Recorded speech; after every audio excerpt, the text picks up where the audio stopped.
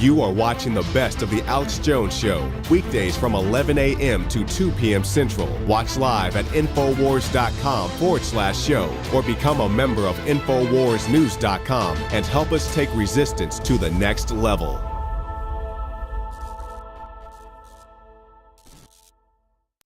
Dr. Doug Rockey is our guest. Shifting gears then to what you were wanting to talk about and what I wanted to get you on about, Fukushima and the same story, oh, it's not a big deal, and then not even helping the people that were on the ships or on the ground who are all getting incredibly sick on record.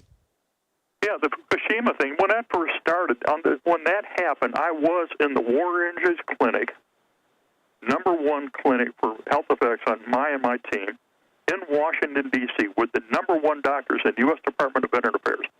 And they're sitting there looking, it's all here. It's all here. Everything you said is all here. Wait a minute. You're teaching us, and we're supposed to be taking care of you. So when this was all happening there, I'm standing there and I say, we need to take care of these people immediately. We need to provide them the mandatory radiobioassays and look at this stuff, for which we have the document. Here's the orders. Who wrote them? They look at, yeah, Doug, you did, didn't you? Yeah, I go, yeah, how about that?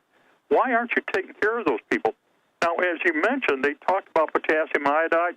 That's irrelevant. The only thing that does is it blocks the absorption of iodine-131, the radioactive iodide, into the body. Okay. Exactly. That's not good when you're right up against the actual hot radiation like in Fukushima. But the radiation is still zapped your butt and it's still in the body. So just because the thyroid doesn't absorb that one, it's already in the body, it's already there, so the damage is done. It's sort of like you turn the light on. Once the light comes off, you turn the light on, your body is hurt. But then you have all of the incredible particulates and contamination. So when all that happened, I literally contacted the Navy, the Ronald Reagan, because I got their emails and everything, said, this is what you need to do. Here are the regulations mandated for training, mandated for environmental remediation, mandated for decontamination. And it's a nuclear-powered carrier, so they should know to follow their own rules. Correct. I've crawled all over that carrier. I mean, personally, I've crawled all over that carrier. I mean, I haven't been down in the reactor department, but I've been all over it. And the thing is, you're so warned of all things. So all this contamination was brought in. So they were less than a mile offshore at the reactor. All the stuff came in. Now, all the people are sick. Now, the medical care should be provided, and it should have been done day one, but they didn't do it because they can't acknowledge it.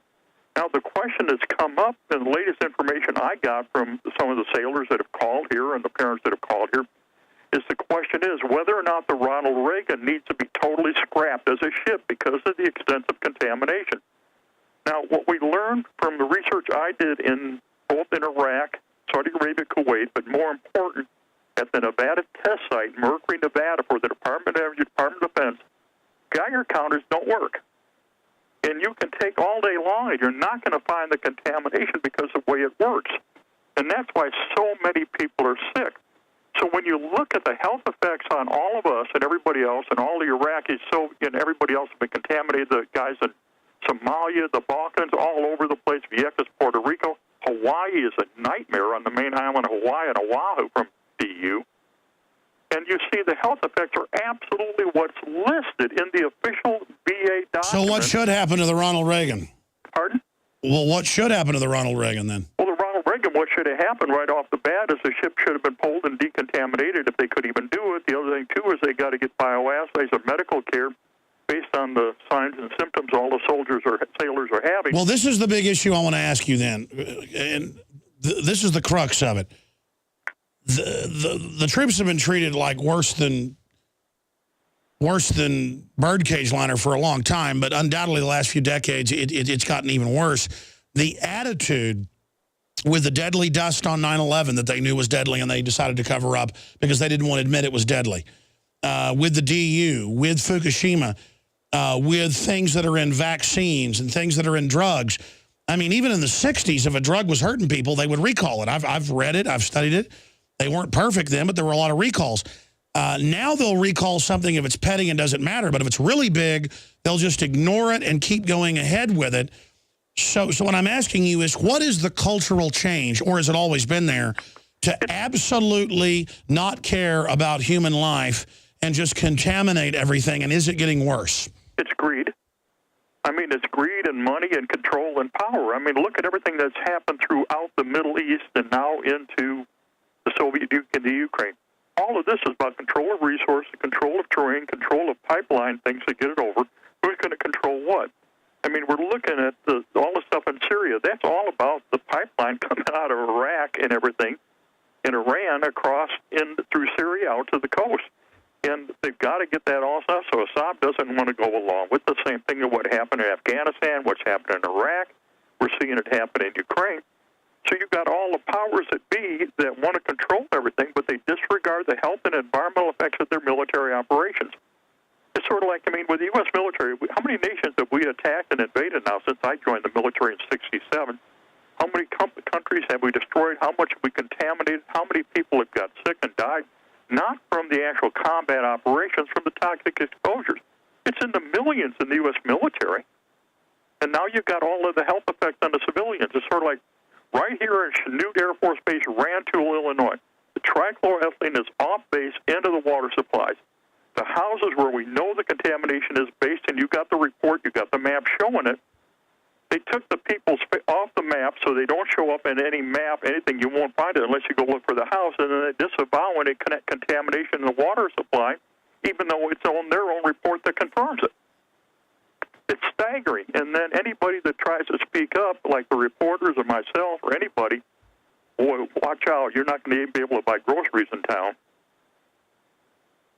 We're going to put that map up. We have it on screen of the contamination there. Just an example of this attitude.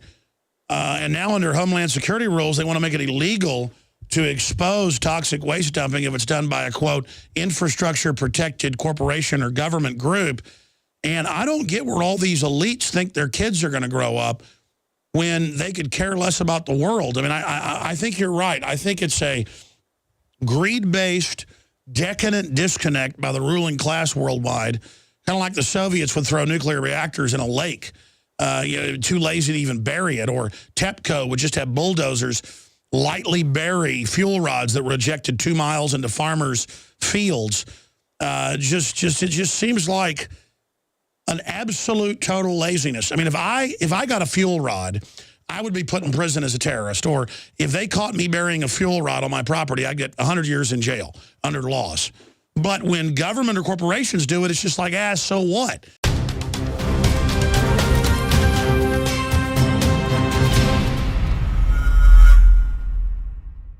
The globalists have controlled the mainstream media for a long time, but now they're expanding, making the weaponization even more vicious and deceptive. All the major networks are state-run. We are partnering this year with the NFL. The NFL has become a political weapon against the Second Amendment and pushes Obamacare. MSNBC tells us that our children belong to the state. We have to break through our kind of private idea that kids belong to their parents or kids belong to their families and recognize that kids belong to whole communities. The brainwashing media machine has been turned up on high, and it's time for humanity to double down on the true people's media and strike back against the tyrants that are destroying our civilization with their lies and fraud. We are the resistance. You are the resistance. You are the info war. It is more important than ever to realize that we are not the alternative media. We are the true media. The establishment dinosaur press is dying. We are in an information war, and we are losing that war. Join us at InfoWarsNews.com and PrisonPlanet.tv. Members can share their memberships with up to 11 people. By subscribing, you will literally be buying war bonds in the info war to expand our operation in the face of the tyrants. Join us at PrisonPlanet.tv.